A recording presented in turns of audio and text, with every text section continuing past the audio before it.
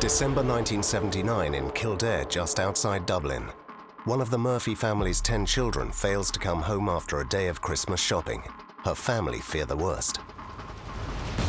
When it came to a certain time, of course, we knew we were going to find her dead. That's, I suppose, when the nightmare began for the Murphy family. Nearly a month later, her remains are found 45 kilometers away. She's been raped and strangled to death. Clearly, there was something very sinister that happened. This man was violent, he had beaten this girl, he had raped her. There was a real palpable sense of foreboding that this person might strike again. Despite a nationwide investigation into Phyllis's death, the trail and the case eventually goes cold.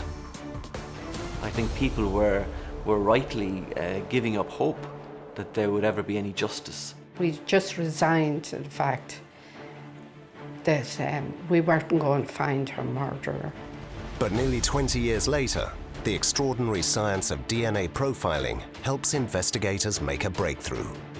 The process then was to try and establish where and who was the killer. This is the story of the brutal and tragic death of Phyllis Murphy, how she was abducted and then raped and killed, and how modern forensic technology led police to uncover the murderer. It was an absolutely horrific crime. It was unthinkable for any family to go through this, and nobody thinks it'll come to their door, that their daughter doesn't come home. Ireland at the time, and it's not that long ago, was a place where people could walk the streets late at night, and there's no doubt her callous, brutal murder did change all that.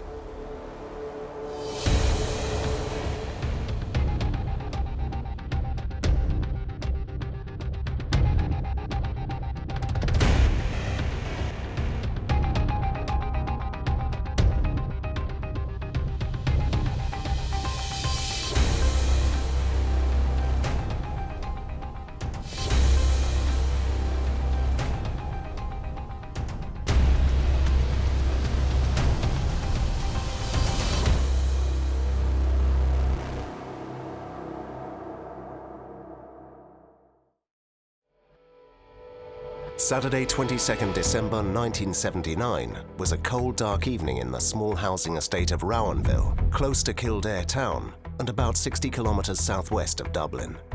23-year-old Phyllis Murphy had spent the day shopping in the nearby town of Newbridge. When she failed to return home, her family became very concerned. Next 7 o'clock came and I said, Phyllis is not here yet. Bus must be late, maybe it's the frost. 7:15, 7:30, no sign for 8 o'clock, and I'm saying, where is she? Phyllis was due to meet her best friend Barbara Luca later that night, but she didn't turn up there either.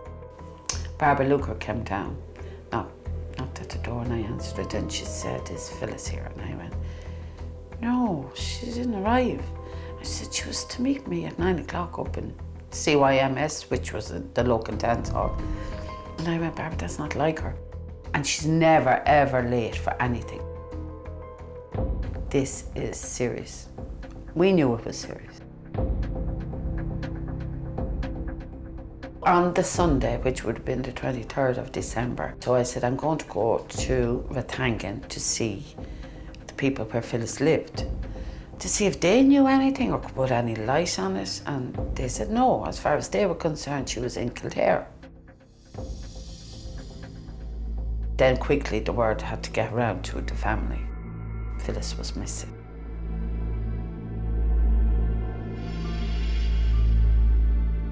So that's when everybody started panicking straight away, because everybody knew Phyllis wouldn't just go off somewhere and not say what she was doing. When she didn't turn up, everyone knew straight, immediately, something had happened. Phyllis tended to stay close to home. Her mother died when she was only 7, but her family stuck together and were extremely close. I mean, we had a poor childhood, but we had a loving childhood. There was only 3 bedrooms, so there was 10 of us, my parents, and then my grandfather lived with us. Of course, we had to sleep 3 and 4 in a bed, so we had to get on. Phyllis was 2 years older than me. but we were actually in the same class together in school. She kept me grounded and she made sure I behaved myself because we were coming into the teenage years and I might have been just a little wilder than Phyllis. Phyllis was very, very sensible. We used to call her Granny because she wouldn't use bad language. She didn't really drink or smoke, and she was always minding children and loved children. She had a good job in Curran knitwear factory. She had some very good friends and obviously very well liked in the area. She was living in with friends that did live here in Rowanville, and they moved to Newbridge, and she moved over because she used to look after the children for them and help them out. That's the type she was. She'd help out everybody, and then she'd come home for maybe weekends or if she was going to a dance. I actually remember a girl that she worked with telling me that Phyllis used to say, please don't tum, because in the 70s tumming was a big thing. She said, if you don't have the money for the bus, I'll give it to you. I remember that story being told to me, and I said that's what led us to believe that when Phyllis didn't come home that night, definitely there was something serious wrong. A nice young woman who'd done the same thing nearly every day, and this was completely foreign to her, and it was foreign to her family, and the family were very upset, and then from the word go they knew it was something wrong. When the realisation struck that something has happened to Phyllis, this must have been a terrible shock. She won't be coming through the door and nobody knows where she is. That's, I suppose, when the nightmare began for the Murphy family. At this stage, with no sign of Phyllis, her family decided to report her missing at Kildare town. In those days, it was 24 hours before you were a missing person. The guard said, well, maybe she's gone off with a friend, or maybe she just took a lift with someone and she's gone, And we said, no way, that's not Phyllis.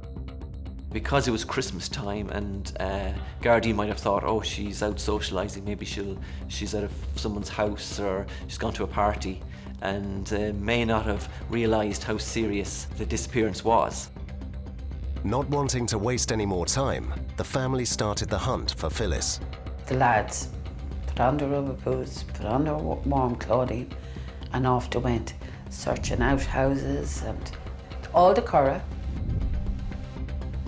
We all went out searching, knocking on people's doors, and of course we were in such a panic that I realised after we were knocking on doors at 2 o'clock in the morning, not realising what time it was. We were so desperate. It wasn't until Monday, really, that the local Gardaí took it really serious. And they put something on the radio, missing person. And that's really when it started.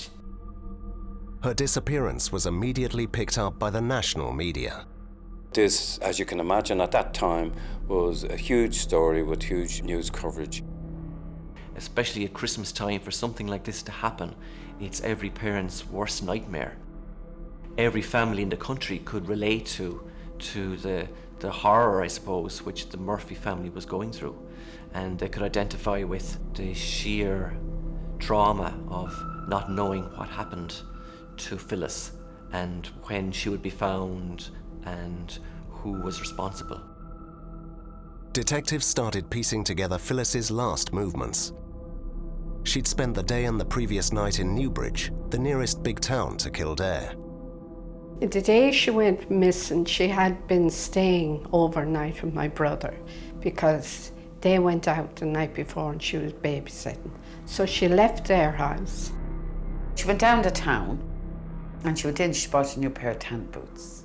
She was out and about in Newbridge shops doing her Christmas shopping.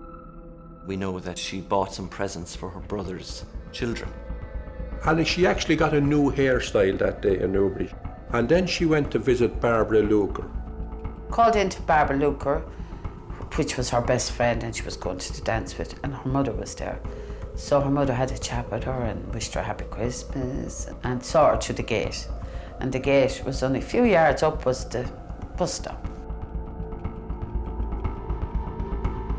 And she was going to get the bus home to Kildare.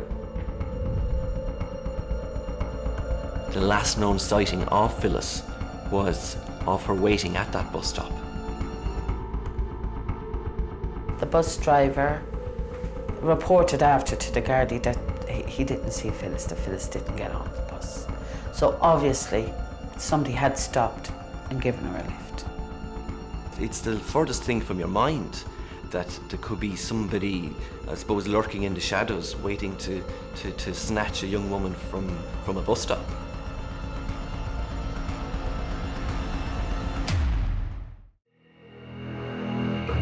Phyllis was last seen waiting at a bus stop, but police confirmed she'd never boarded a bus. It was cold, she had a lot of bags, and obviously somebody stopped to give her a lift, and she accepted the lift and probably glad of it. She wouldn't be standing in the cold and her hair wouldn't be getting destroyed, and she had all her presents. And obviously she knew them, because there was no way Phyllis would get into a car without knowing them. That Christmas, they took down the Christmas tree. There was no celebration, really. It was a cloud over the whole area. People were in and out to the house all day long. The place was just thronged with people coming to volunteer to search for Phyllis. They gave up their Christmas for us. All that anyone wanted was try and find her. On December 26th, the official search ramped up. It was one of the biggest ever missing person searches that was ever conducted in the country. I mean, the Defence Forces and the Civil Defence and the Gardaí, every effort was made to find Phyllis. Searching an unknown area and a wide area is very demanding on manpower. So everybody available, all the resources were ploughed into searches. There was busloads met in Roanville. The Red Cross went out and brought food and tea and coffee and soup and that, followed all the searchers and looked after them. Every part of the local area was searched once, twice, more times even, just to see if there was any indication at all if Phyllis had been in that area. Phyllis had changed her hairstyle on the day she went missing, so Gardaí released an image of how she may have looked at the time. Gardaí took the unusual step of engaging the service of a local artist to draw a photograph of what Phyllis would be like with this new hairstyle. That was the photograph that was distributed during the initial part of the search for Phyllis. It was very, very hard on us all, because we weren't sleeping, and then you're going to bed at night and you were all cosy and nice and you're thinking, where is my sister? She's freezing somewhere. Is she locked up? Maybe she got amnesia. Maybe she doesn't remember. I mean, all these things are going through your head.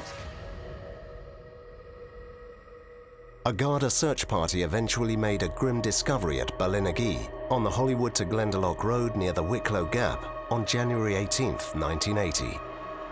Gardaí discovered some of Phyllis's belongings on a road out of Kildare. A suitcase she'd been carrying was found behind a wall, and other items that belonged to Phyllis were also found. Christmas presents, still wrapped in their Christmas paper with the children's name on it. To Daddy from Phyllis, very, very sad and very moving. Within a few hours, another discovery was made. A glove was found on the Curragh, and the glove had the exact bus fare in it from Newbridge to Kildare. It was Phyllis Murphy's glove. It was then afterwards when they found her boots. And the back of her belt, so she had a half belt, so it was pulled and it was found on the Curragh. So obviously she ran from the car at that stage. At the time, that discovery was further confirmation for Gardaí that she had never got on that bus. Everybody hoped that she was alive and had gone off, but it was the first area where, you say, graveness began to creep in and the seriousness of the whole investigation. You felt for her and you felt for her family. You knew in your heart and soul she wasn't going to be found alive.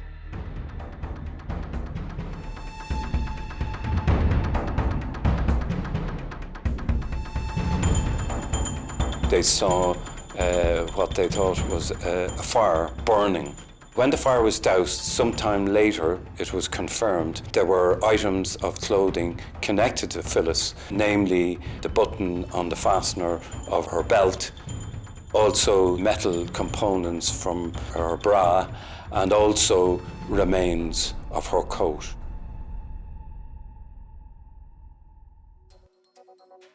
Her gloves and her boots and her presents were found in 3 different locations, so you had to assume it was murder. We just knew something serious, really, really serious has happened to Phyllis. It was just a matter then of praying and praying and praying that we'd find her. Everybody in the town got into the searching. Everywhere they went searching. They were stopping us on the street and saying, our car is available for anything you want. We'll do anything, and they did. The community rallied around us, and we all got babysitters for children, and people couldn't do enough, just couldn't do enough. It was a community effort, and all the bodies in that community, organisations, they all contributed to try and find her.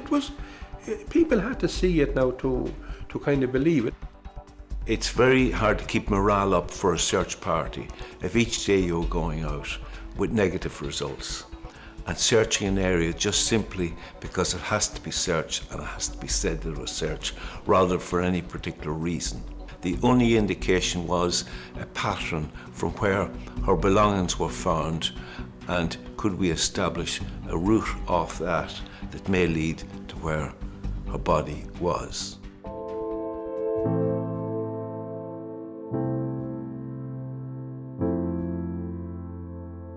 I was on duty in Naas on the day that the search party rang in and gave the coded language of, we have found what we're looking for.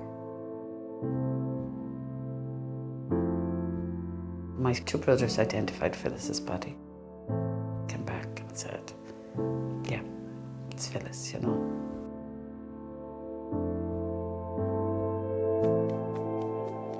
You know, they were always very protective. And it was killing them to have to come back and tell us. Now, Wicklow was a vast, vast area with a lot of mountains, a lot of forest. And to have ever even found Phyllis was a pure miracle. Pure miracle. I know she was dead, but it was a great relief. We actually celebrated finding her. Phyllis's body tragically was found naked under a canopy of pine trees near the Wicklow Gap. The area where Phyllis's body was located was some 45 kilometres from where she had last been seen alive. She was lying on her back, and it was a naked body, and there was bits of twigs thrown over. One hand was out like that behind her body, like it was pulled, lying on her back.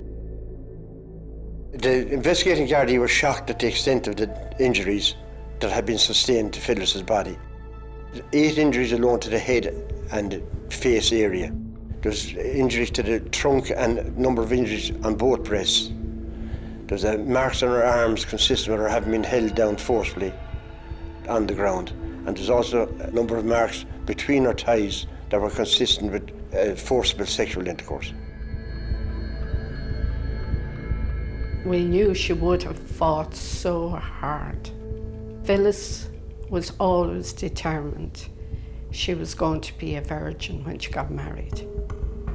And it was so hard for us to think that she wanted that and somebody else went and took it from her. So she was actually better off to be dead, because she would not have lived with rape. I'd started imagining what she went through and how she fought and how she fought for her life and that somebody was raping my sister. Despite not being found for weeks, Phyllis's body was perfectly preserved. The temperature between the date that Phyllis went missing and her body being recovered fluctuated from -4 degrees to +2 degrees over the 28-day period. It's the one comment that the pathologist did make was that the body appeared to be almost have to be kept in a freezer for that day that it was missing because of the cold spell of weather. Phyllis's body was taken to Naas Hospital for a post-mortem. The body was brought to the mortuary at Naas General Hospital, and the post-mortem was performed by Professor John Harbison. Some colleagues of mine from the Garda Technical Bureau attended at the scene. The body was photographed and forensically examined. The examination determined that Phyllis Murphy had been manually strangled. It also showed that there was evidence that she had been violently assaulted. The body had almost 30 external wounds, external injuries. During his internal examination of the body, Professor Harbison used swabs and found what later turned out to be semen. Back in 1980, the tools available to forensic scientists were limited, particularly in comparison to what's available now. So in this instance, semen was found on the swabs and attempts were made to, what we would call then, type that.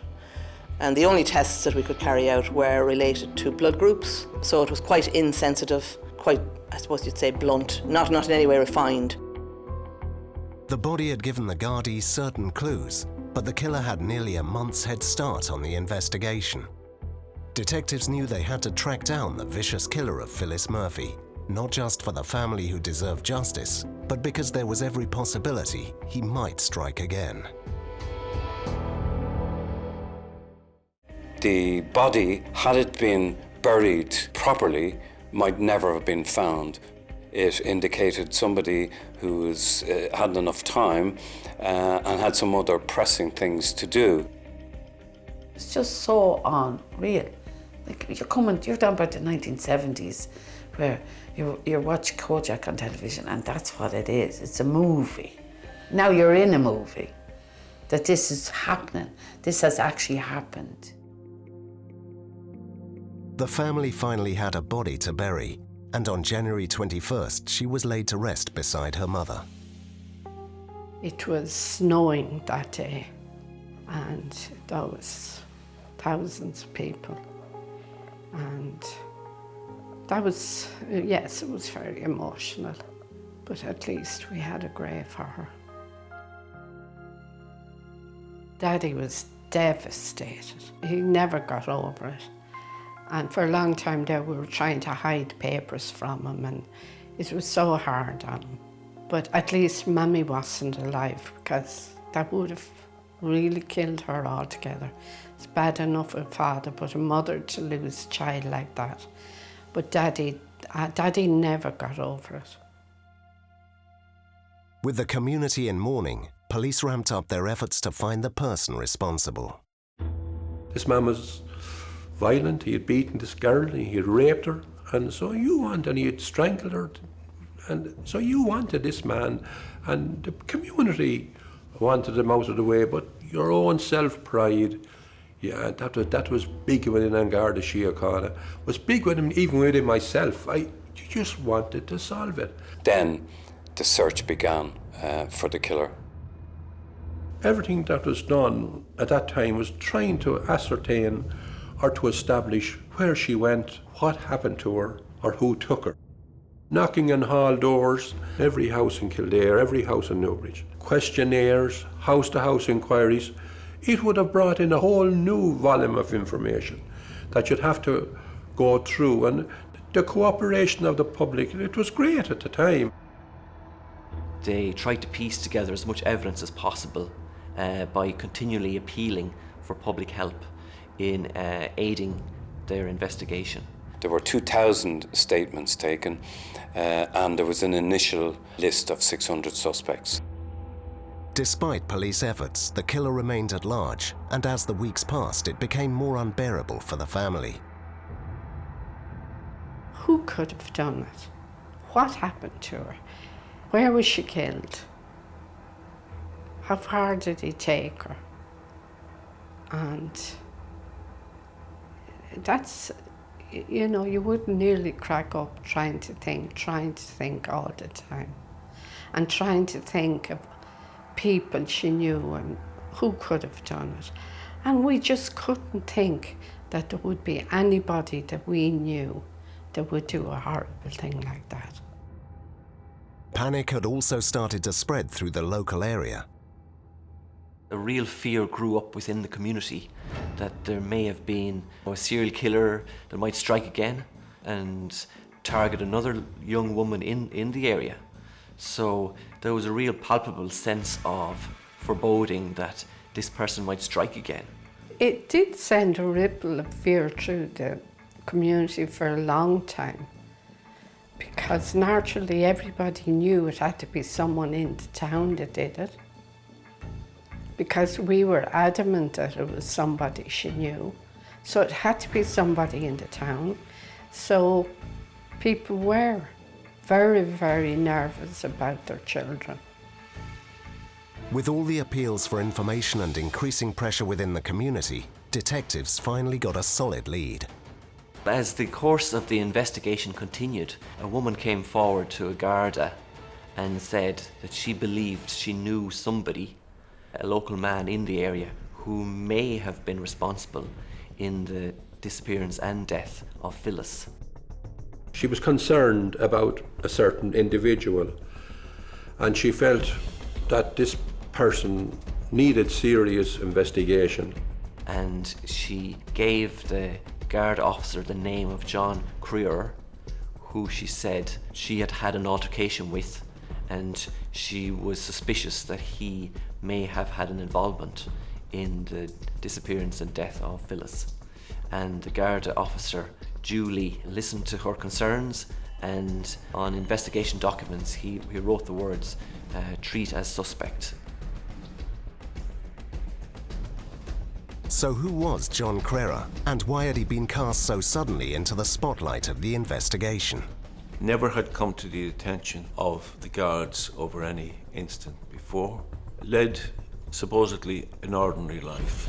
A married man with 3 children, lived locally, had served in the Defence Forces, had an exemplary service record in the force. Phyllis actually knew John Creer. They would have known each other from the local area. He said that he knew her as well, and he was just as shocked as anybody else at what happened to her. Gardaí noted all this as part of their investigation. He was well known in the area. He had a Honda 50, he ex-army man, and he was working for security, and he was getting on well, and he was trusted in security, and he was respected in his job. And when he was questioned about his whereabouts on the night, he had what seemed to be a cast-iron alibi. He told the Gardaí that he had spent most of the afternoon in a local pub. He had done shopping earlier with his wife and family and had gone to the local pub where he met other people. He gave the Gardaí a full list of the names of the people whom he alleged he had spent that day with. He left the pub briefly, he said sometime around 7 o'clock to drop a friend home. He returned to the pub, stayed another few minutes, drove back home to his own house, where he had his dinner, changed and went to work, arriving at work at the local Black & Decker factory at 8:10.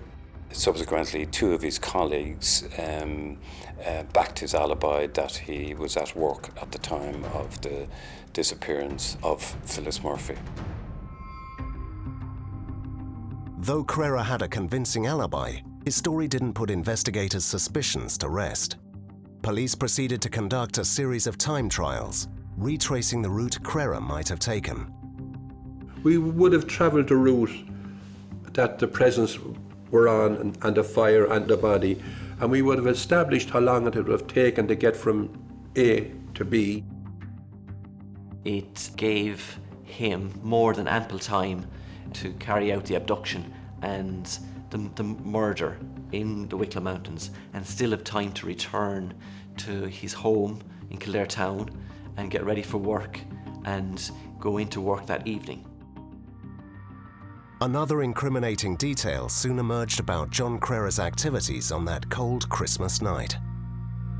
One of the interesting things that emerged during the investigation after Crear was interviewed by Gardaí was a friend of his had said that he had seen Crear boiling a kettle and washing the boot of his car. And he noted how strange it was for a man to clean his car so thoroughly on a Christmas night or the night after, one of those nights when people should be more relaxed rather than going to such methods to clean out your car. Crear had an explanation for this, that his wife had spilt some milk and he was cleaning it up, that was his reason for that. As a routine part of the investigation, police took blood samples from those they interrogated.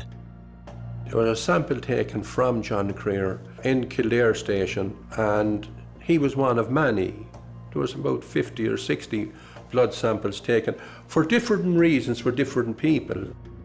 I was leaving no stone unturned. If you walked down the road by the bus stop, I asked you for a sample. Even though a large number of individuals were sampled by the Gardaí, no good information was obtained from the comparisons between the sample and the individuals. In 1980, there was no DNA profiling, and obviously then there was no DNA database. The blood was then mounted on a stain card, and it was presented to the forensic laboratory to establish whether the blood group was similar to the blood group that was found from the semen. Unfortunately, despite all that painstaking work, there was no match with the evidence, and the trail went cold. The case might have gone cold, but the family always remembered their sister. Sometimes people would be saying, "Oh, I don't really like talking about it to you." And we always said, please talk about her. We want her talked about, because we talked about her every day. When you talk about someone, it keeps them alive. Then there was always little snippets every year, and people remember it was because it was Christmas. So, you know, every Christmas people look, yeah, remember Phyllis, you know, and they still do that to this day. You were trying to solve it. Even when the investigation stopped, I was still in the area, I was still living with it, and people would talk to you about it, and people would discuss it. But your own fear, you just wanted to solve it. You were letting the public down, and you were letting the family down, and you know, you were letting your force down if you couldn't solve it. That was pride, you know, pride. 1 year came and went, 5 years, 10 years. I think people were rightly giving up hope that there would ever be any justice for Phyllis and her family. Every piece of evidence had been meticulously collected and meticulously stored in the hope that there might be some future development. Starting in the 1980s, scientific advances allowed for the use of DNA as a mechanism for the identification of an individual. This type of activity was very new then. DNA in investigations was in its infancy, and this was just, I suppose, one of the first times it was used in Ireland to take samples from a cold case investigation and to analyse them with modern techniques. Because Phyllis's original evidence was correctly stored, this cold case might be able to be solved using this new technique of DNA fingerprinting. I eventually made contact with Garda Finbar McPaul, who was stationed in Kildare and had been stationed in Kildare for a long number of years. And he told me he had a package with exhibits, and to my astonishment when he opened it, all the vials, the tubes with the swabs were present, as were all the stain cards from the original investigation. There was still in existence a trace of semen on the swabs. The difficulty lay in the fact that it was such a small sample, and the danger was that in testing that it would be destroyed. Besides the advancement of the DNA, a new process called PCR had developed. In other words, this was where you could grow or generate minute samples of DNA. That allows a scientist to generate a profile from either a very small amount of DNA or from DNA that's not in prime condition. It's sometimes been compared to like a biological photocopier. So it multiplies the sample, giving faithful replication right through to the end so that you have enough sample to get a profile. In 1999, 17 years after Phyllis Murphy's tragic murder, Detective Brendan McArdle decided to try out this new DNA fingerprinting. Detective Inspector McArdle then brought the samples to Cellmark Diagnostics in England, who did a lot of work for the Gardaí at that stage. I met Dr. Greenhalgh and I presented the facts of the case. So I gave him the swabs, and 2 or 3 months later, he rang me, very excited, that he had established a full DNA profile from the swabs of the killer. So we now, for the first time, had the profile of the killer. However, who was the killer? Where was he? And where did we go searching for the killer? Detectives started their search with evidence taken from the original investigation. We decided then to send over some of the original stain cards, and the first batch of stain cards went approximately 15. The results came back negative. Eventually I went again with samples, and once again it was negative. Each time now this was costly enough exercise, and financial approval had to be sought and so forth. And it's like all aspects when you get in negative results. Sometimes heads drop, hearts drop, opinions drop as to the value of this whole process. But I decided at least I would get all of the stain cards examined. Despite doubts creeping in from colleagues, Brendan McArdle made the decision to send the final batch of cards for analysis. I received a phone call and I spoke to one of the scientists who worked in the office with Matthew Green, Al, and they were all very excited. They had identified John Creer, who was on the system of the original stain cards, as the seaman and John Creer were one of the same, so therefore John Creer was our killer. The DNA results that came back from England showed that there's a 1 in 17 million chance that it was anybody other than John Creer. The natural question was then, was John Creer still alive? John Creer was still very much alive and working on a nearby stud farm. Armed with the DNA evidence, the police swooped. I arrested him in a stud farm at about 7:20 on the morning of the 13th of July, 1999. To say he was shocked would be putting it mildly. I'm convinced that John Creer had convinced himself by that stage that he was a free man, that he would never have to be held responsible for Phyllis' death. When John Creer was arrested, he was resampled, as in a blood sample was taken from him again. That sample was brought to the laboratory and then I tested that at that stage. So the sample in her body, the sample taken from John Creer in 1980 and the sample taken from John Creer in 1999 all match. We were quite satisfied we had our man at that stage. Despite irrefutable forensic evidence, detectives still needed to place John Creer at the scene. Although we were armed with our DNA evidence, we still had this, what on the face was an unshakable alibi that he'd been given by friends, family and by co-workers. New statements were drawn up from these people, and this was when Paddy Bulger, a former co-worker of Creer, who had given him an alibi, this is when he came clean and said that he had lied for Creer, but he had no idea at the time that he was covering for a murderer. He admitted to Gardaí that he had given the alibi out of a sense of misplaced loyalty.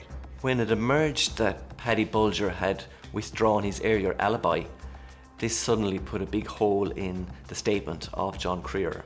And if he was lying about, a 40-minute period, what else was he lying about in his statement? At 7:23 p.m. that evening, Crerar was charged with the murder of Phyllis Murphy. Detectives informed Phyllis's family immediately, as they knew word of the arrest would spread quickly. Never in a million years did we ever think anybody would be arrested for the murder of Phyllis. Never. Immediately, there was reporters at the door and cameras, everything. Phone was ringing all day, radio stations everywhere, and it was very big. When news of the murder charge emerged, that Crerar had been charged with the murder of Phyllis, there was huge relief, I think. Huge relief, but also huge shock that it was a local man who knew Phyllis and who Phyllis knew. And they would have shared the same circle of friends, the same family groups. Oh, straight away we realised, oh my God, that's why she got in with him, because she knew him and knew the wife and knew his family. It was 3 years before John Crerar finally stood trial in 2002. Very quickly it became clear that the Gardaí had built up a very strong case against Crerar. There was a lot of evidence given by experts, by Gardaí, by witnesses. We went up every day and then people that we knew came up to support us. And Phyllis's family had to sit through all the details that were being given about what was done to their sister and how badly she'd been treated. it was hard listening to it. There was parts of it when we left. We didn't want to hear the full details. It was better that we didn't hear all that. I remember the first night the jury went out, and I remember being in the courthouse, and the jury, and it was, for all the world, I never forget how sick I felt. It was like being in a hospital at the dead of night waiting for somebody to die. You know that feeling? Where it was silent.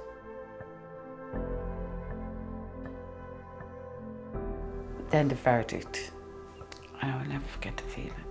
I was holding Patrick's hand. We were just all holding hands there. And guilty. We just kept our... We were so mindful of the other family because they were crying and screaming. We didn't cheer and roar and shout. No. We just kept so calm. And we just said, thank you, God, and thanks, Phyllis, and thanks, everybody. And, you know, it's over with now. And all the guards, oh my God, all the old guards came back for that day and they were all crying. The bus driver was crying. It was the most emotional thing ever because everyone wanted it solved. John Crerar was sentenced to life in prison. These guys who murder make victims of their own family, so they deserve some sympathy. The person who deserved no sympathy is the man that gave the suffering to both families, John Crerar. Although it had been decades since Phyllis Murphy's murder, her memory lives on.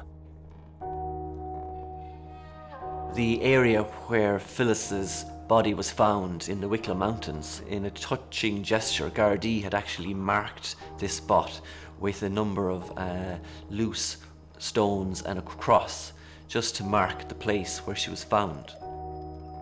Phyllis's family later replaced the stones.